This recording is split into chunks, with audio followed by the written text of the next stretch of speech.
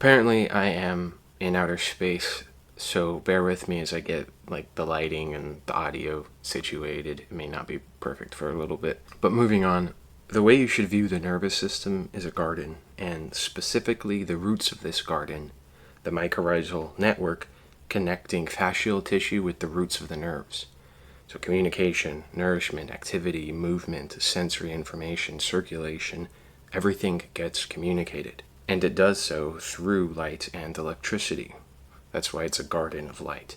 And it works the same in a garden of plants, or pets, or horses, or fungus. This root network has all the same properties across life. So if you know horticulture or gardening, if you know how to train horses or cats or dogs or raise livestock, you may not realize it yet. But you already know everything you need to know about the nervous system. The roots will supply the rest of the plant parts, the leaves, the flowers, the fruits. And so in humans, the nervous system extends into the hair, the teeth, the nails, the eyes. Those are going to be the easiest detections of the nervous system because they are direct growths that spring from nerves. Now you could say less directly are the skin, the tongue, the lips, ears, nose, and further into the musculature and skeletal systems. The state of these parts tells you how the roots are doing. The same way you can look at a plant starting to wither and you know the roots are struggling.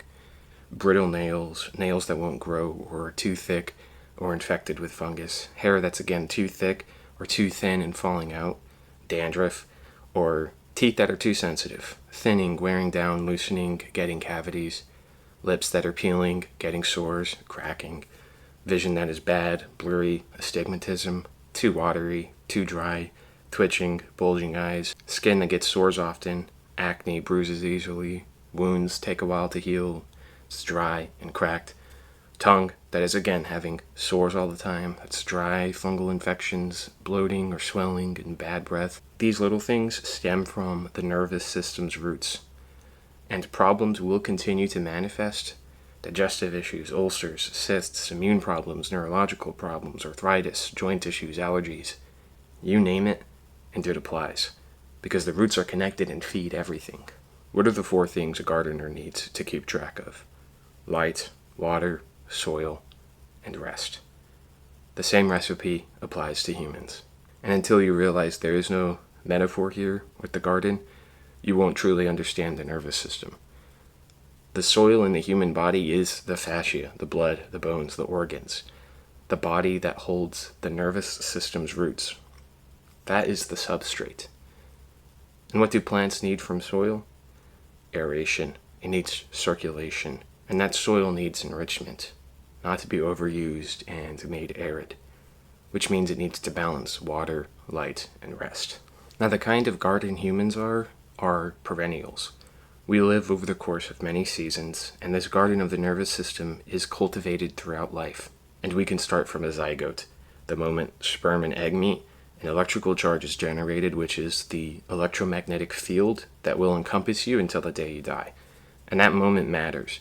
But we could trace even earlier because the garden produces seeds that start as healthy as its forebear. This is not new information. What's new is being told that it applies to humans. That your nervous system and mitochondria descends from your parents. And this initial electrical field is the starting point for the nervous system to grow into. When a child is being raised, you are doing more than raising a kid. You are cultivating a garden of its roots. Everything you do to the garden affects that. What happens when you lay baggage onto a kid? You throw burdens onto them they have no concept of. To a kid, their entire world revolves around the space they live in. And if they feel pressure from their parents that anything they do wrong will be berated, or they'll get yelled at, or grounded, or in some form either punished from neglect, emotional, verbal, physical, it doesn't matter. The genre of alertness is interpreted the same way. The notable thing is that it puts them into an alert state. And this state is impossible for them to get out of when they think their environment is threatening them. If they fear the reaction of a parent, they cannot relax, even if the parent is being good to them that day. Or they will learn very quickly not to trust their own sense of security. You are conditioning and cultivating a nervous system, a garden that produces and runs on light. The biophoton and electrical circuit that courses through the roots and cells of the entire body. A kid stuck in the sympathetic activation state means the body is supplied with energy, the muscles, the eyes, the brain. It lowers energy from the digestive system and continuously feeds or innervates, which does several things that over time degrades the quality of these things. Raises blood pressure, increases heart rate, reduces breathing, the fascia becomes stuck, the lymph can't drain, circulation is slowed down, organs are cut off from supplies, which usually means they have to swell up and become bloated in order to maintain function. The literal weight of holding this state causes back problems, knee and joint problems, arthritis, and every single list of symptoms I described above previously, which includes every single health condition that is possible. Now, it is important to face challenges, learn how to overcome obstacles, grow in strength and resilience. But if you know anything about strength training, conditioning, or pruning a flower, deadheading the stem requires a lot of rest and only to be done at the right time of the year, or else you effectively amputate it.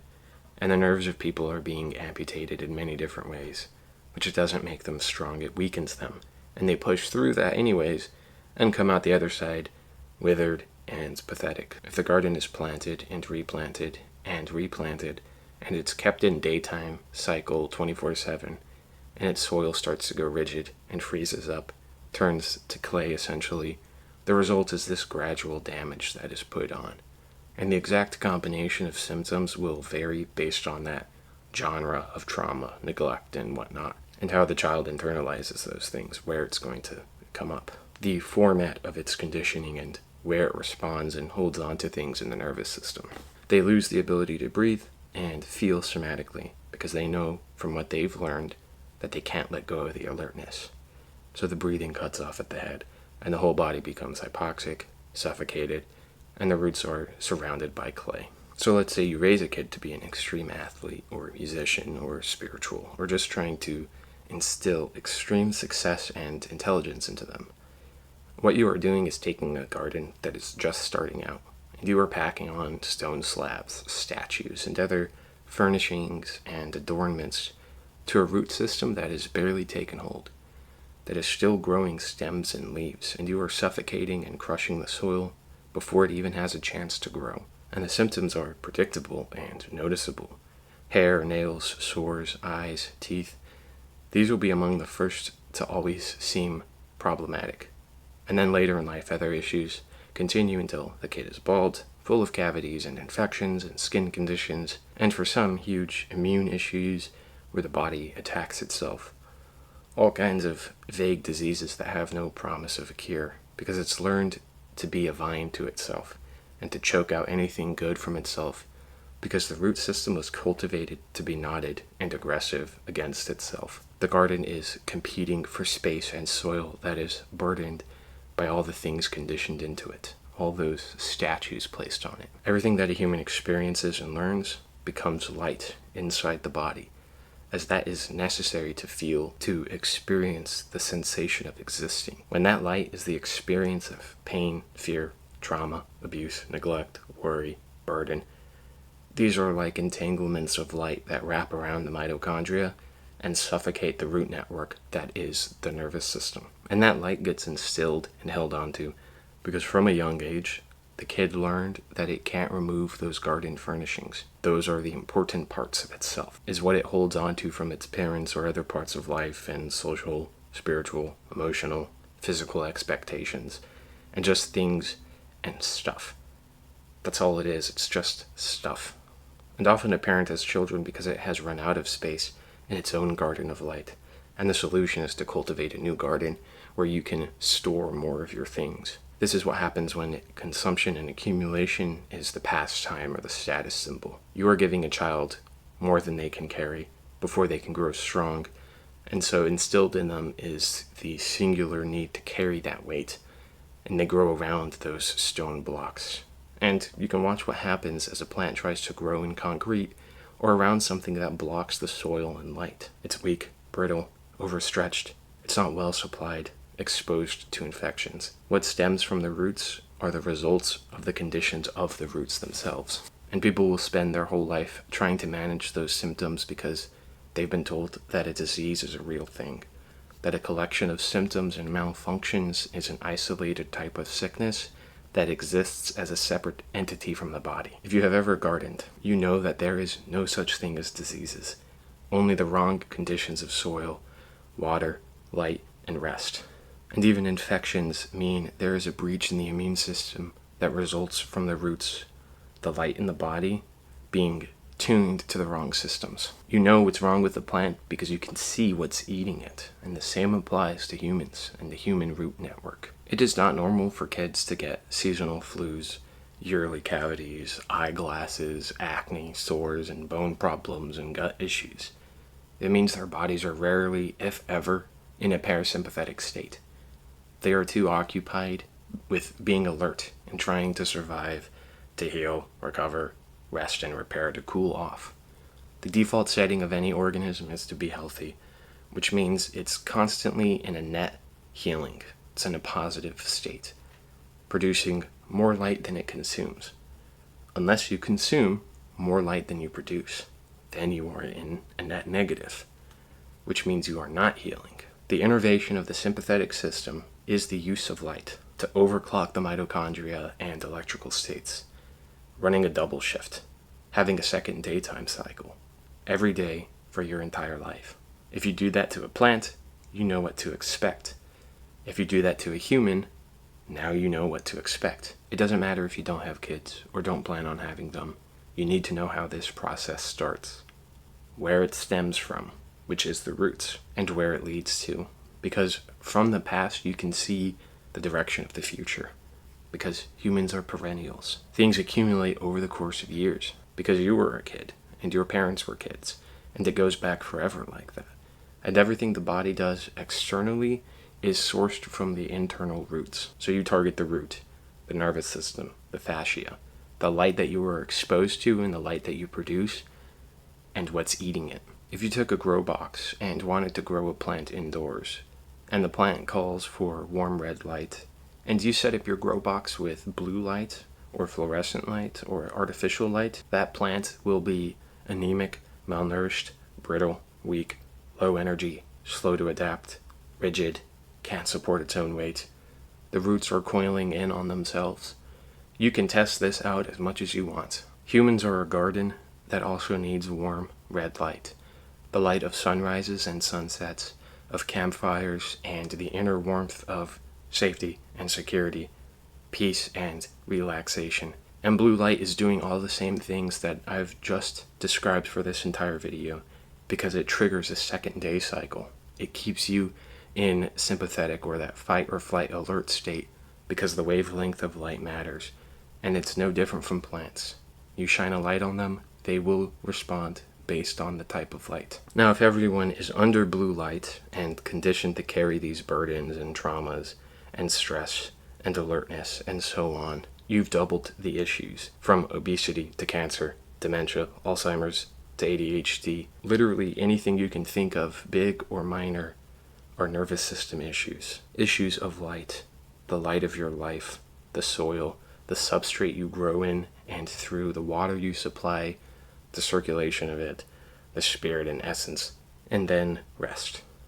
And the fact that you are perennial and everything won't collapse around you if you sign off every night, if you unburden yourself, throw away what is holding you down, allow the garden to flourish, and only use the furnishings and adornments to highlight and add flavor to a healthy garden, splashes of color and design, art and style. Everyone should have their own garden, and actually when that happens, people are able to help each other out more. Currently, nobody has enough space or soil or light or water, so they require vines that will tether around other people's lights and roots, and these entanglements suffocate both parties. The topography of the body stems from the roots, and the nervous system is a garden of light. And if you sit at night and close your eyes and watch the hypnagogic imagery, you can see this light and interact with it, shape it, enter into it, mix it with the imagination, and see from the perspective of any body part. And you need to see this for yourself. You need to remember how to build dreams, how to feel them in your body, how to control the light, how to generate it, how to tell it to relax. to heal. Dreams are made out of light, and that is why there is an experience of dreaming. Light inside you, inside the trillions of cells, the galaxy of solar systems and planets within you, are creating this inner cinema, this inner world of the self. And you can let go of the idea that the body is stuck, because that is you holding on to it. To remember that light holds the body together, not your attention to it. And light initiates all processes. And I will say this a million times if I have to. The body is flawless, and it will do exactly and precisely what it is told to do. What the light inside and outside, the entanglements that tether and the gravity that distorts it, the black holes that consume and the vacuums that suffocate. That you can have peace of mind that any damage you have put on is through very exact and perfect processes that are reliable and consistent and never failing. Because this means to use the right light will heal and repair the damage. In the same way that a spear wound to the shoulder is going to damage the shoulder. And these other types of damage you put on are exactly the same. They aren't mystery diseases or abstract horrors. They are damages because of a specific and exact weapon. Whether that weapon is gradual over many years or seen purely as mental or psychological, no matter what it's classified as, it's actually just light. That garden of light that is the nervous system and fascia is everything exactly the same as a garden of plants. If you take care of a plant, you will know everything you need to know about the nervous system of your own body or those around you. Better than even a neurologist. All that you were missing is that somebody along the way convinced you it was different and more complicated, and the trust in yourself, that light was stolen away. Find a plant, choose a flower or fruit, a rose for example, grow it outdoors or indoors, and take care of it. And apply the same lessons to yourself. You know that talking to a plant helps, kindness and attention helps, rest, water, light, warmth, comfort, room to breathe. But you also know you can't stare at it all the time. You can't micromanage everything. You can't yell at it. You can't force it to grow. You can't make it into something it's not. You can't place all these furnishings and pack the soil in or suffocate the roots or block the light out. Just as you can't monitor yourself in those same ways, you have to trust the rose and yourself. You can't steal its light or snuff out your own. And you will see that the rose you take care of will exhibit all of the same equivalent symptoms and problems as you. Because the things you failed to take care of properly in the rose are the same areas you have issues in yourself. Because the roots are the same between you and the flower. And the rose will be whatever color you want it to be.